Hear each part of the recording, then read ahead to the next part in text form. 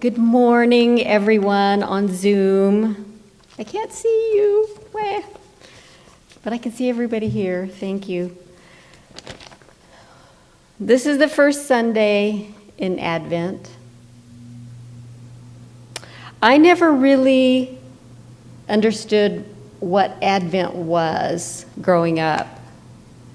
In the tradition that I was involved in, church, we didn't really have that, or we didn't really talk about that I know of. Of course, I was pretty young. So I went to the internet and I, of course, looked it up, and I was somewhat horrified to what I read. Anything from, we're horrible people and we need to be saved. And one was, it's like being in a prison, waiting and waiting for something outside of us to free us. Of course, I delete, and I said, okay, I'm going to come up with my own thought about Advent. So here it is.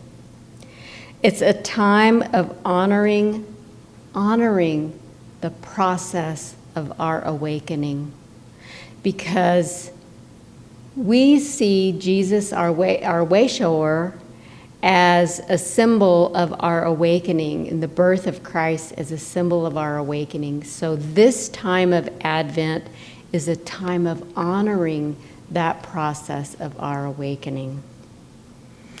We can take this time to try to be aware of our judgments and our irritations, our fears, because it's only through acknowledgement of those emotions that we can begin to change and awaken. So the two words for this month are faith and hope. And this lesson may not be quite what you expect for especially this time of year, but okay, I'm going with it. But how is faith a part of Advent?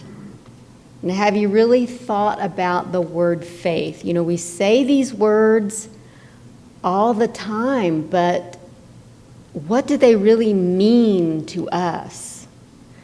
So most people, I think if you would ask them, would say, well, faith is an unwavering, strong belief in something, in ourselves, in God, maybe a higher spirituality, the universe. And we tend to associate faith with all goodness, which I can see that. You can manifest yourself something in life if you have strong faith, right? That's what we've been taught. In fact, you can move mountains if your faith is strong enough. But I ask you, is moving mountains or manifesting something in your life to make your life happier, is that really what faith is all about? So I'm going to change it slightly again to my own words. Put it in your own words, right? Faith in its purest form is changing our inner teacher, choosing the Holy Spirit over the ego. So choosing the Holy Spirit as our inner teacher means faith is totally personal. Changing our inner teacher has nothing to do with anyone else or any organization. It is meaningless to say, I have faith you will change your mind. I have faith my team will win this game. Or I have faith that our politicians and our government will make the right choices and do the right thing. I have faith you can beat this disease. or get your life in order. That's not faith. That might be a strong belief, but that's not really faith. That's wishing at best or worse, trying to control someone else or something else subversively. I like to go back a lot and look at Emmett Fox's Golden Key. If you're thinking about your problems, you're not thinking about God. Now, this golden key does not mean that you think about some image of God in your mind all the time, or that you worship or read scriptures all the time. It means that you look at your perceived problems through the eyes of God's love. Now, how does my definition of faith play into this? All of our problems are ego-based. And if our faith is changing our inner teacher to the Holy Spirit, we are removing the ego from our minds and focusing on the presence of God's love, which is what the Holy Spirit helps us see in every relationship and every situation. So if faith is choosing the Holy Spirit, then through the Holy Spirit, we are guided to remove the blocks to love's presence, which are our problems, or our perceived problems. And we will see the problem differently. We'll see that there really isn't a problem. And having faith doesn't mean that everything is going to go our way, the way we think it, right? It means choosing the Holy Spirit as our inner teacher so that we are guided to see the love of God reflected in everything and everyone and every situation. And through that love, we disassociate our ego from what we think is the problem, and the problem dissolves itself. And it dissolves itself in a way that miraculously is best for everyone. So in a way, that's what, when people say, oh, she had faith in something, that's what's happening. Choosing the Holy Spirit helps us see through the eyes of God's love, and our problems are dissolved. Mountains may have been moved in order to dissolve this problem, but to be honest, you won't care. You won't care because you have disassociated your ego from the problem and you have let it go.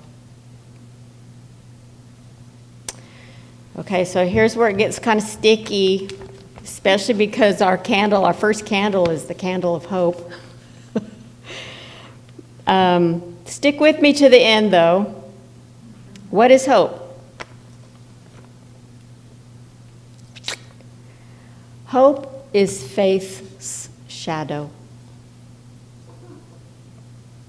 In fact, hope is the equivalent, or the ego's equivalent of faith. Why do I say that? That sounds awful, especially at this time of year. Sounds blasphemous, doesn't it? Bear with me.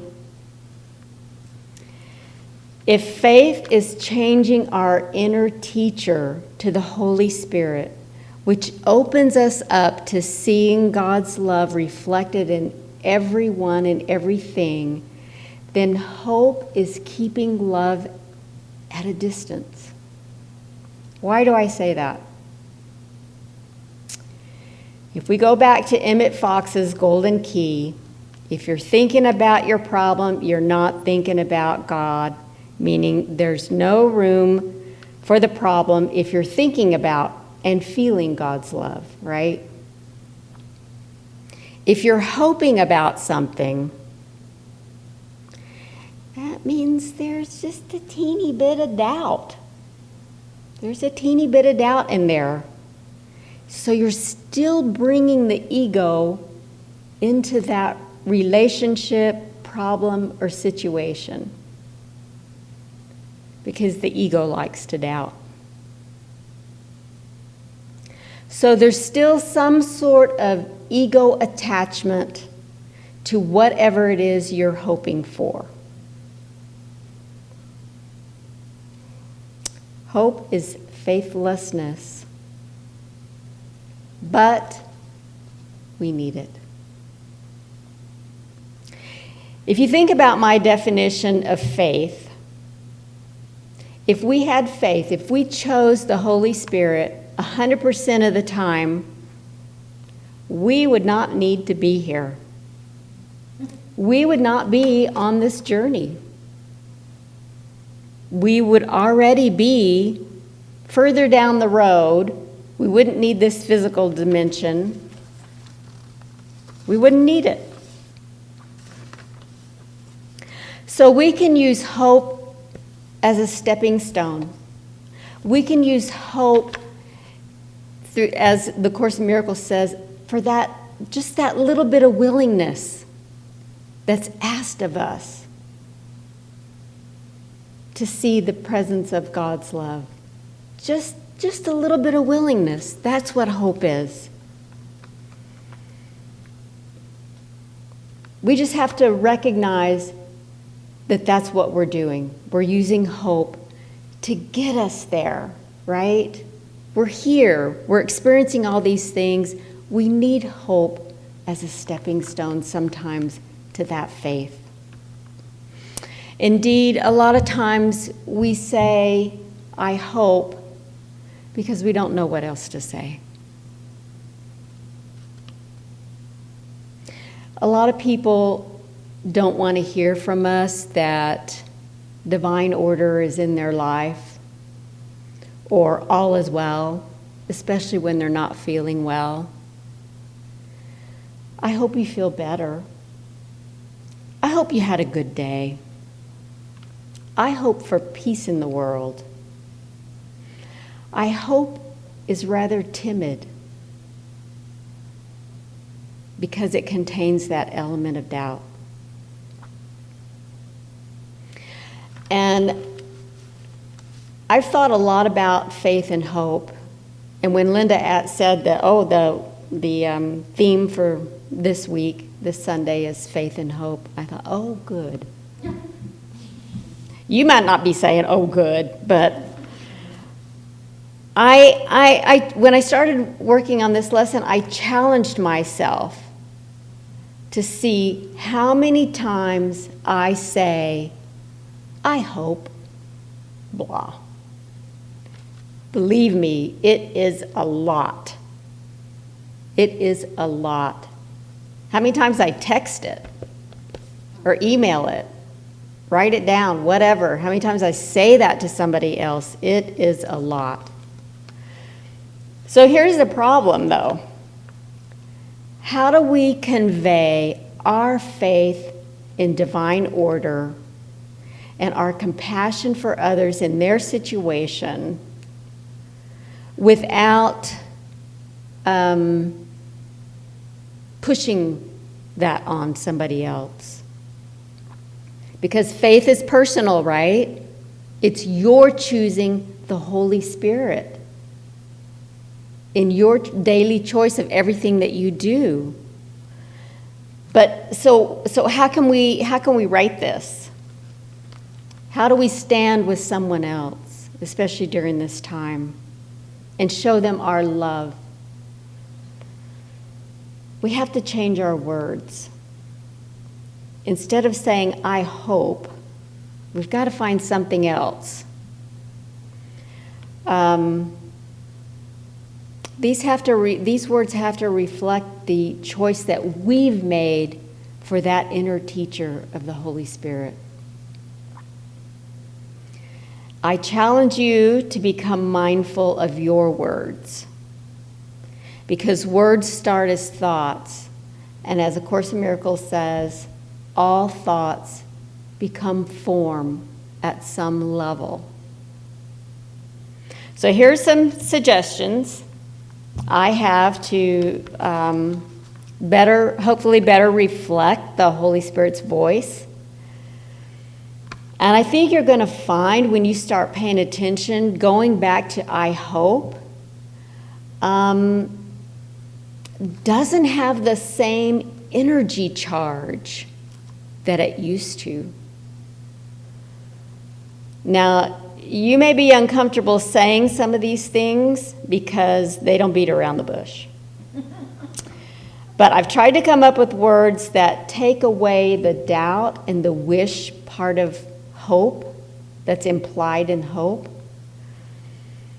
These words hopefully are affirming, yet don't pressure anyone. You wouldn't believe how many times you say that. Especially in a time of distress. We don't want to put pressure on people to feel like they have to act or be a certain way. All right, here we go. Know that I walk with you on this journey, whatever path you take. Know that you are guided through love. Know that you are not alone. Know that I am here for you. Notice I didn't say I know in any of these. Know. Know that I love you. I trust all is well with you, not as a question, but a statement. You don't have to expound on any of these things. You know, in our culture today, we're just like so wordy. I mean, we're not wordy when we text, but yet we feel like we have to explain everything, and we just blah, blah, blah, blah, blah all the time, right? Say, know that I love you. That's all you need to say. Let the faith from choosing the Holy Spirit as your teacher reflect God's love out to that person or situation through shortness of words. Know that I love you. That is what faith does to a person or situation. It removes the blocks to love's presence so that the other person feels that presence.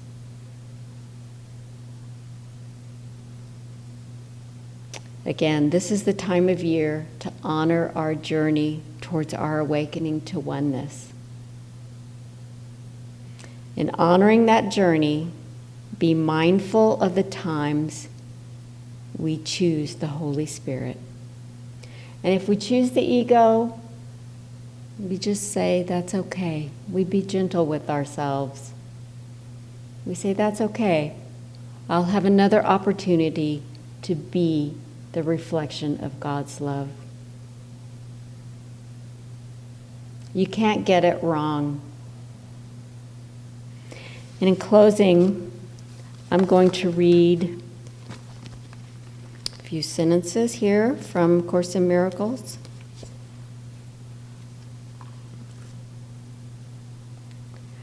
You, whose mind is darkened by doubt and guilt, remember this. God gave the Holy Spirit to you and gave him the mission to remove all doubt and every trace of guilt that his dear Son has laid upon himself. It is impossible that this mission fail. Thank you.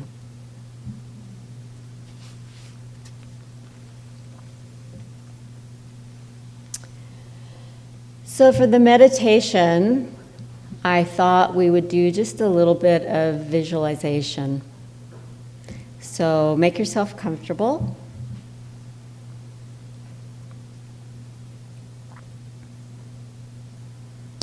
Close your eyes if you want to. And I want you to envision yourself along a path. But there is darkness all around you.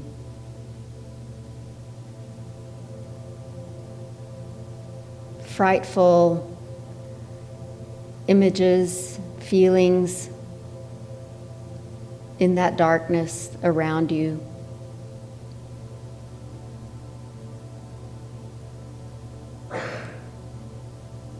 But feel a presence at your side.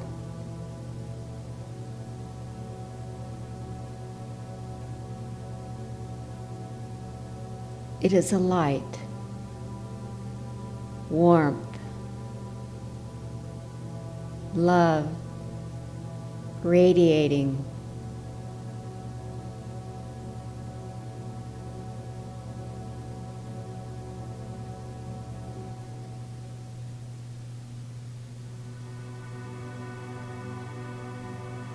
It walks with you. This presence, it surrounds you. It lights your way.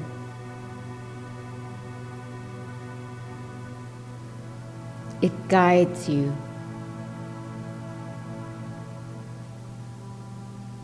It dispels the darkness.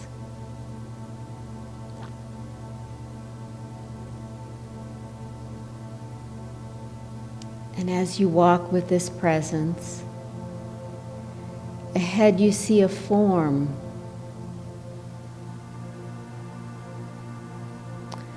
This form is either a person or it's actually an event, a situation, sitting to the side in the darkness. Something that troubles you, someone that you're having a hard time with. They are in darkness.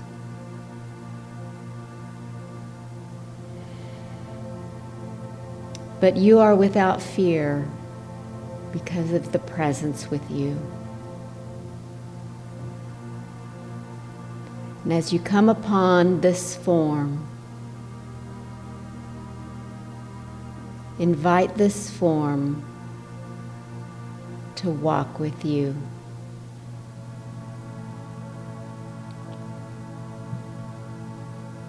As you walk, the presence at your side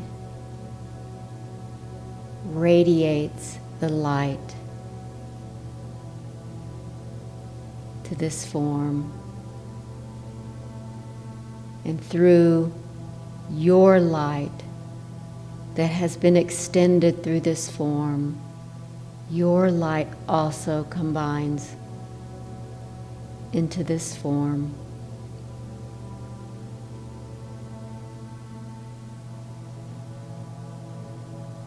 And the light within it grows.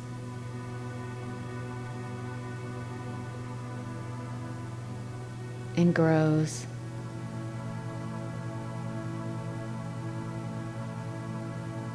And those feelings of doubt, those feelings of irritation at whatever the form represented are dispelled because of the love that flows through you now to this form. It is the love that is extended through all of us.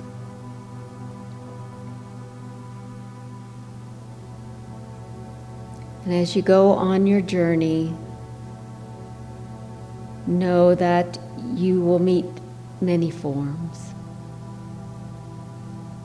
but that the presence that beautiful, loving light that consumes you is always there, so that you can extend your light to whatever form comes into your life and along your path. Feel the beauty and the love. That is your faith.